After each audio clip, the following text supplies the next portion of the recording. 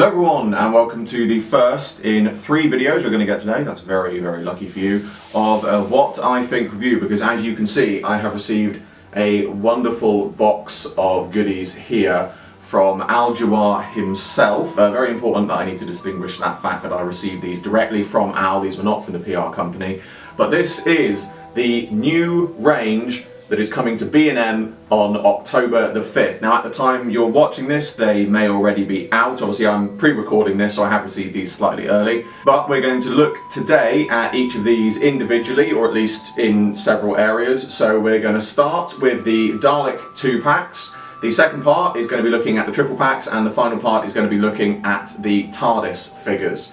So yes, let's crack on and start with looking at the Dalek figures.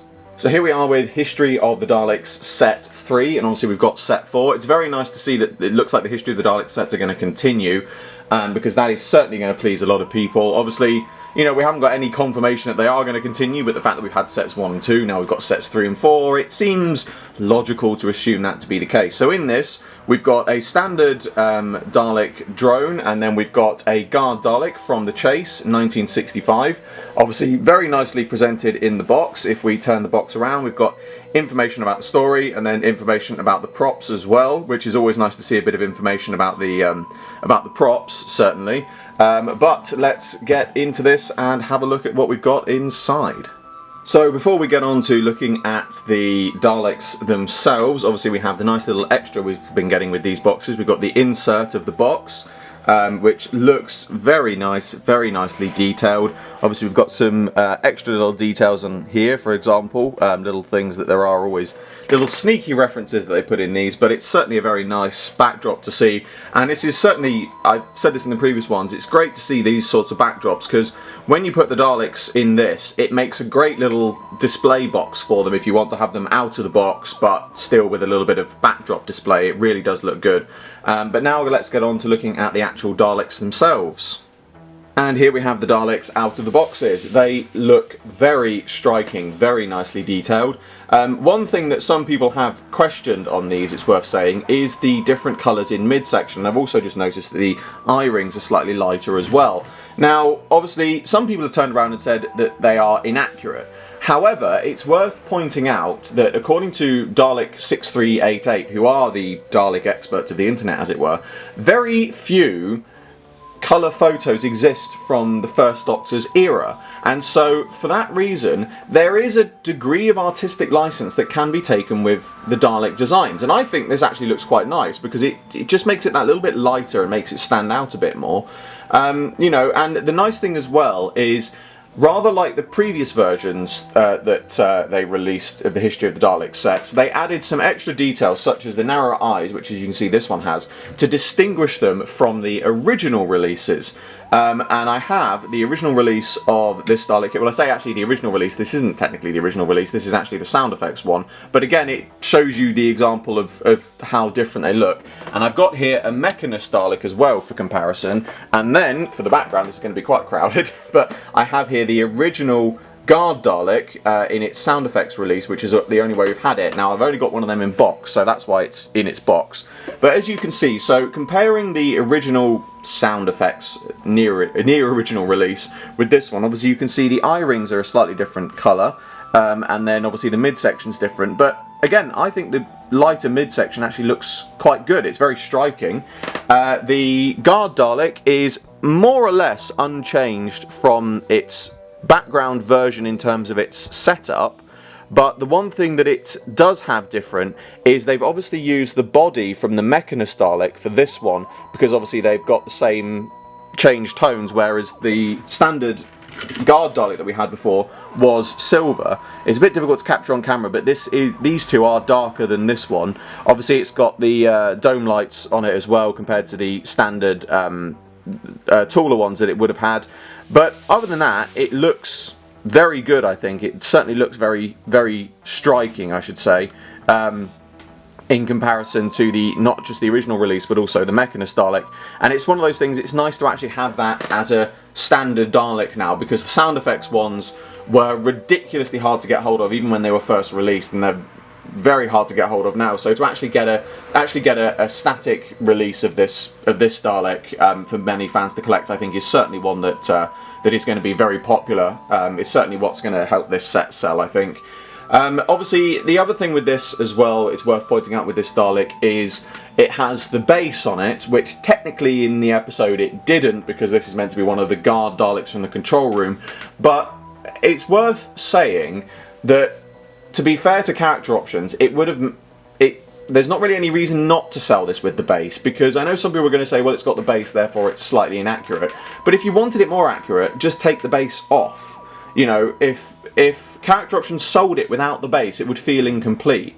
So having it with the base means fans can either keep the base on or they can take it off. There's more options. But if they sold it without the base, then yes, it would have looked a bit more accurate, but you would have had a lot of fans who were then trying to buy up extra sets just to get a base, you know, or buy up older Daleks. So, you know, I know some people are going to go accuracy, but on the front of things, it makes more sense to sell this with the base, and I think that's why they've done it. And I think it's certainly the better option to do it. But now we're going to move on to looking at the History of the Daleks Set 4. And here we have History of the Daleks Set 4 from the Daleks Master Plan, which contains the Supreme and the Flamethrower Dalek. Obviously very nicely presented in the box, as they all are. Obviously with this one we've got the Flamethrower Dalek as well, which is nice. Box is still the same. On the back we've got information about the episode and then some information about the Dalek props, which is always nice to look at. But of course, let's get into this and have a look at the Daleks and the box insert. So here is the Daleks Master Plan box insert. This one's a fairly plain one. There's not really any sort of specific little references on there, but that's quite nice. You know, it's nice that it just has a clean backdrop, because I know that recently some people have started using these in figure animations, which is a great use for them. But obviously with some of them, obviously they've got references to things on the back, which is lovely to see, but it does mean that, you know, it is a bit odd that you've got that in the background of an animation unless it's story related. So having ones plain like this certainly looks very nice. But let's get on to looking at the Daleks. So here we have the Daleks in the set. We've got the Supreme, as he's known, or the Black Dalek, or whatever he's called. I'm sure I'm getting that wrong, but you all know what I mean. And then we've got the Flamethrower Dalek as well. It does have the Flamethrower attachment, but the Flamethrower attachment's still sealed in the box, and I don't need it because I'm going to show you why in a minute. So yeah, the Daleks themselves look very nice. Obviously, again, they've got the slightly different coloured eye rings. They've got the different coloured midsections. And then this one's obviously got the slightly narrower eye, again to differentiate them from the originals, because I have here both of the original releases of these. As you can see, I've got here with the Flamethrower attachment as well. The Flamethrower attachment on careful inspection is exactly the same moulding, so it, as you can see, fits fine into the new one. So for those wondering what the Flamethrower attachment would look like, that's what it would look like when you attach it. That's why I didn't need to take it out of the box, because I've already got one. But yeah, they look very nice. Obviously there are some interesting differences in between the original release and the new ones that aren't hugely noticeable at first. Obviously the things like the midsections there, and obviously the narrower eye and the eye lights. But interestingly, this version, the original release of the Flamethrower Dalek, has the sort of bulb orange light, whereas this one's got the more sort of what I call the jelly pot eyes, because that's sort of what they remind me of in terms of shape, which obviously the original release of the Black Dalek also has as well. But again, you know, they look very, very, very nice. You know, I think it's one of those things that I know a lot of people are going to kick up a bit of a fuss about the midsections and the eye rings, but here's the thing. Character options obviously needed a way to differentiate them slightly from the originals, so obviously we've got the narrower eye, but again, with no colour pictures existing, you can have a lot more creative license with what you want to do with these, and I think the lighter midsections certainly look quite good to me. I think I honestly don't see any problem with them. So, you know, I think if here's the thing, if you're concentrating too much on the inaccuracies of these, you're missing the fact that we've got them. I mean, none of us ever thought we would ever get classic Dalek re-releases like we're getting today. And so, for character options to work out a way of differentiate them from their originals is great. The fact that they've put that in for fans and collectors, certainly.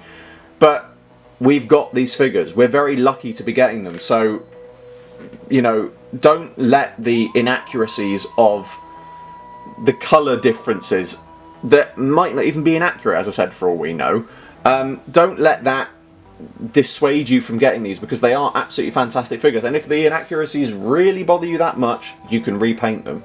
But I think for people who missed out on getting the original releases, it's certainly fantastic to see these getting released. And I think if the history of the Dalek sets do continue as it looks like they're going to, fingers crossed, then I certainly think that these are sets that are just going to be definitely the biggest sellers. And the nice thing about this is there are people that are going to miss them this time around as well, which means for future reference, Character Options could re-release the sets again and again. And these are one of those continuation ones that I think they could just keep selling, because not only does it mean that fans are always going to buy them, but fans are always going to buy them because they're going to want to army build as well, and this is a perfect way of doing it. So I really think that doing the history of the Dalek sets, I appreciate that, you know, they do want to do them limited editions and things like that, but with us getting, you know, Character Options exclusives now, I think it would be a great way to do it, to re-release these in future, is just to make these available, make these classic Daleks available in single pieces through Character Options, say, you know, £10 each, £9.99 each, make them for sale on Character Options website through them, because then people can just keep going and buying them, and then Character Options can make them on demand, as it were. I know it doesn't quite work like that, I appreciate it doesn't work like that at all, actually, so that was a bit of a stupid thing to say, but you get the idea that these figures are going to always sell well. And so I think if Character Options kept selling them on a continuation basis, this would be certainly a great idea, because it's nice to have these History of the Dalek sets exclusive to B&M, don't get me wrong, I don't want to see these stopped, I want to see these continue. But it would be nice if they could continue classic Daleks for people that do want to buy just individual ones or sets in another form. I certainly think that would work very, very, very well. But that brings to a close part 1 of my What I Think review of the B&M October 2020 range. Please go and check out, because it should be out already, or it might be coming very, very soon, because I'm going to try and release these all on the same day. Part 2 of this review series, in which we'll be looking at the triple packs. But for now, as always, I hope you'll enjoy this video. Like, favorite, subscribe, share, it really helps me out a lot. Be sure to click the description below for a link to my Patreon. I'm doing my very first figure animation, and you can get involved. There's exclusive content and rewards for those who do so, and funding my Patreon in any way gets your name at the end of my videos. I salute you all, and I will see you with another video very soon.